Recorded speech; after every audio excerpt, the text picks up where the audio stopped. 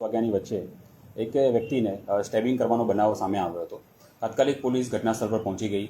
જે વ્યક્તિને સ્ટેબિંગ થયું હતું તેને એસએસજી હોસ્પિટલમાં ખસેડવામાં આવ્યો.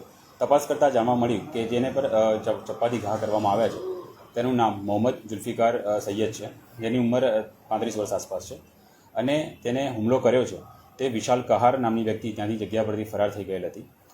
રાત્રે લોકલ પોલીસ સ્ટેશનની ટીમ, ક્રાઇમ બ્રાન્ચની ટીમ, પીસીબીના માણસો, એલસીબીના માણસો બધા અલગ અલગ ટીમમાં મહેનત કરી અને રાત્રે 12-1 વાગ્યા આસપાસ આરોપીને પકડી લાવવામાં આવ્યા હતા.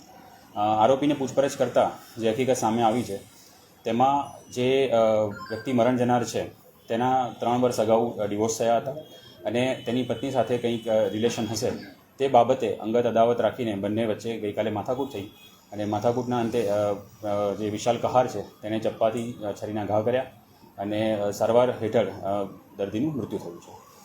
આજે વિશાલ કહાર છે તેનો ભૂતકાળ શું છે? કોઈ મીડિયા સાથે સંકળાયેલો છે? કશું વિગતો સામે આવી? ભૂતકાળમાં એના વિરુદ્ધમાં 3 થી 4 ગુના દાખલ કર્યા છે, જેમાં એક દારૂ પીવાનો કેસ છે અને એક મારામારીનો કેસ અત્યારે હાલ પૂરતો સામે આવ્યો છે. ક્યાંથી પકડાયો છે? તે ભાગીને સમા પોલીસ સ્ટેશન હદ વિસ્તારમાં જે નદીની બેખડો છે ત્યાં ભાગી ગયેલ હતો અને ત્યાંથી પોલીસ એને પકડી લાવી છે.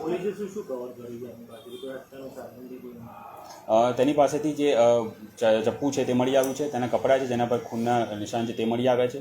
એફએસએલને ઉપયોગ કરીને, એફએસએલની સાથે રાખીને એફએસએલની ટીમ દ્વારા તે તમામ વસ્તુ કબજે કરવામાં આવી છે. ઇન્ક્વેસ્ટ ફોર્મ ભરી દેવામાં આવ્યું છે અને અત્યારે હાલમાં પોસ્ટમોર્ટમની પ્રક્રિયા ચાલુ છે. કાલે ઝઘડો કેમ થયો? કેમ બંનેની મુલાકાત થઈ? જે પ્રમાણે તપાસમાં આવ્યું છે પ્રમાણે બંને મિત્રો જ હતા, ઘણા સમયથી બંને સાથે જ હતા, તો કોન્ટેક્ટમાં હતા. પણ જે મરણ જનાર વ્યક્તિ છે તેના જે ડિવોર્સ થઈ ગયા એના પછી એની એક્સ વાઇફ સાથે એને રિલેશન હતો અને તે બાબતે બંને વચ્ચે કંઈ માથાકૂટ થતાં મુશ્કેલીજનક કંઈક સંવાદો થયા હશે, જેના કારણે એને ચપ્પુનો ઉપયોગ કરીને શરીરના ઘા વાગ્યા છે. આજે વિશાલ કહાર છે તેનો ધંધો બિઝનેસ શું કરે છે, શું ઇતિહાસ છે તેનો? વિશાલ કહાર જે છે એ ત્યાં પાણીગેટ પોલીસ સ્ટેશન વિસ્તારમાં જ રહે છે અને ત્યાં જ લોકલ બિઝનેસને એ કરે છે અને વધુ તપાસ અત્યારે એની પૂછપરછ બધું ચાલુ છે. લોકલ બિઝનેસમાં શું કહી શકાય? તે બાબતે અત્યારે તપાસ ચાલુ છે. અત્યારે જે પોસ્ટમોર્ટમની પ્રક્રિયા ચાલી રહી છે, ટીમ તેમાં લાગેલી છે. કેટલા ઘા માર્યા છે ચપ્પુના? 4 થી 5 ઘા માર્યા છે, જે શરીરના ગળાના પાછળના ભાગ અને કમરના ભાગ અને આગળના ભાગમાં વાગેલા છે. ડિવોર્સ પછી મૃતકની પત્ની આ મૃતક સાથે સંપર્કમાં હતી?